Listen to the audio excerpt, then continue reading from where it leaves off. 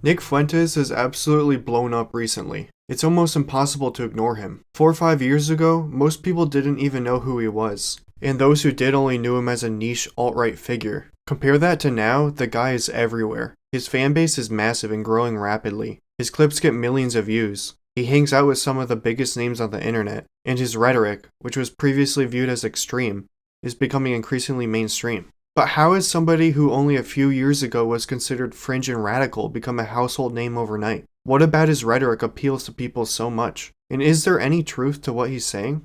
Today, Nick Fuentes is known for his anti-immigrant rhetoric and anti-Semitism, but his politics weren't always so extreme. Nick Fuentes was born in 1998 and grew up in the suburbs of Chicago in a white middle-class neighborhood. During high school, he was a pretty standard young conservative. He got involved in libertarian and conservative politics online, and even worked for the Ted Cruz presidential campaign in 2015. But once he got to college, he started gaining infamy. When he arrived at Boston University in the fall of 2016, he immediately became a controversial figure on campus for wearing a MAGA hat everywhere. This eventually led him to debate the student body president in his freshman year, a debate he claims he won handily. Little did he know, the debate was actually being live streamed to over 30,000 viewers, and he immediately got job offers from conservative media outlets while he was still only 18 years old. After this, he landed a show on a small conservative news channel, but his time there was marked with controversy. Nick took America First nationalism so far that he made even his fellow conservatives uncomfortable. In December 2016, Ben Shapiro called him an anti-Semite for his criticism of US support of Israel.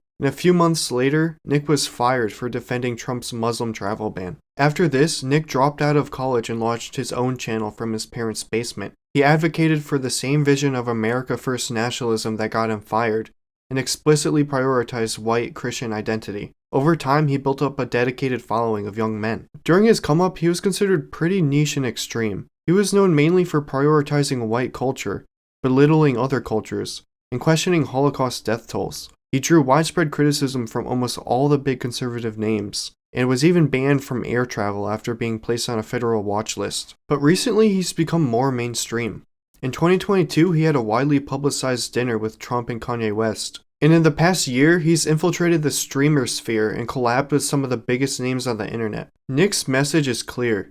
He believes American culture is right-wing, Christian, and on some level, pro-white. He says we're losing our civilization to mass immigration, and we need to conserve our demographics. Now, Nick has spread across the internet like a flame across oil, so clearly there's something about his message that people like. What is it that draws people to his content? There are 3 major reasons people support him. Number 1 is that he says things people are afraid to say. Whether or not you agree with Nick, you can't deny that we're not really allowed to criticize race in the dominant culture. So when Nick goes after certain minority groups, people who harbor the same sentiments feel like he's giving them a voice when they've been silenced. Reason number 2 is that he prioritizes the straight white male. It shouldn't surprise anybody when I say it's not exactly trendy to be a straight white male nowadays. 20 years ago, the straight white male was at the top of the social pecking order. But in the past few years, the dominant culture's respect for this demographic has dropped. This was a big thing that was talked about in 2024. Like, how did the Democrats lose the straight white male vote? Nick Fuentes is a direct response to this. He says, you shouldn't be ashamed of being a straight white male. You should be proud of it. And what's more, this country, America, it was made for you. You're the most important thing here, and people like hearing that. Finally, reason number 3 is that he simplifies all of America's complex problems. America has problems. People can't afford healthcare, they can't get jobs, and if they can, they're worked to the bone.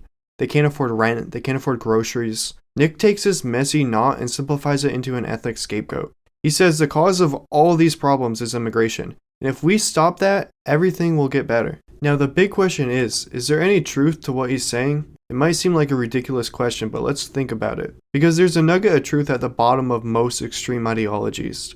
Almost all of them are trying to grapple with a complex, messy, or painful truth. Take QAnon, for example. QAnon says that there's a deep state with a bunch of trafficking and eating babies. Obviously this isn't happening, but it all arises out of something true. That people have a valid distrust of big government, and sense that a lot of people in power are manipulative, dishonest, and morally bankrupt. Take flat earthers.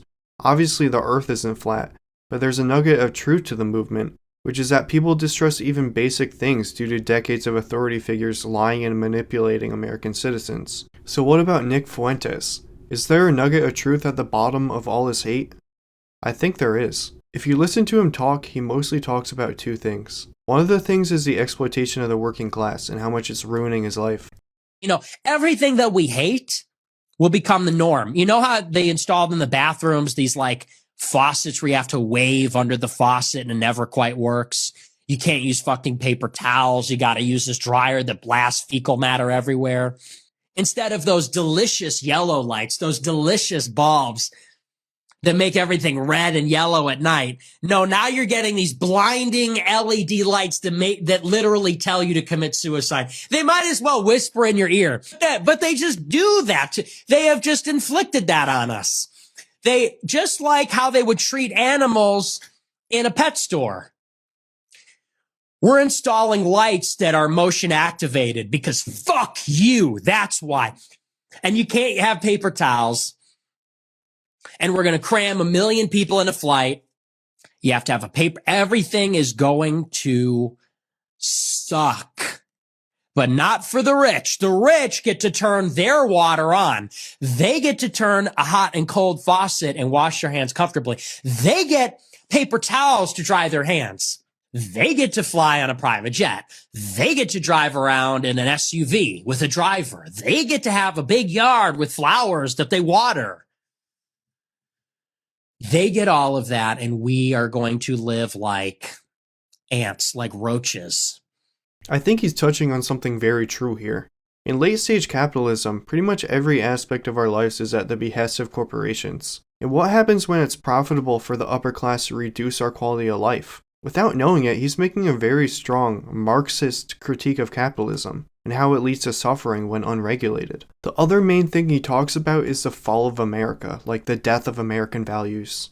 People say, well, the economy grew and we have TVs now, but we lost something qualitative. We lost something that cannot be measured, and we lost it because of diversity. We lost it because we gave up. We lost it because we blamed ourselves. We became guilty. We lost the standards. We started making excuses for everybody. This is the simplest form of the idea. We have lost something that is priceless, something that is not recoverable. We were cheated. It was our inheritance. It's pretty clear here that he has an idealized vision of an American past. A vision of the American dream and the golden age of America that we get sold in like middle school history class. And he looks around, he looks at how miserable life is today, and he realizes he'll never see that, and he seems so deeply hurt by that. I mean, that's really profound, but the way he's reacting to all this is wrong. Like any extreme thinker, Nick distorts the truth in his execution.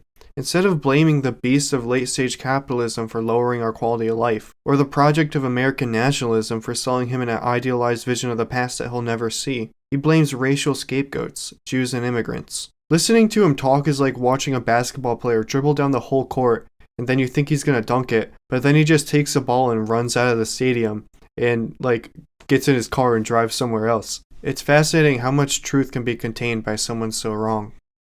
But yeah guys, that's it. I hope you enjoyed the video. Be sure to like and subscribe, and let me know what you think in the comments. Peace.